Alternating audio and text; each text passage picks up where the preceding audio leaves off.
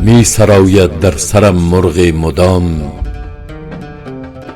می سراید در سرم مرغ مدام، روزها تا شام و شبها تا به بام. گاه می پرسد که داری دوستم، گاه گوید دوستدار توستم. خاطرم آزار از پر گفتنش، خاطرم آزار از پر گفتنش. بامدادان زود خواهم کشتنش. نغمه را چندان نباید ساز کرد، نغمه را چندان نباید ساز کرد، کز نوایش طبع را ناساز کرد.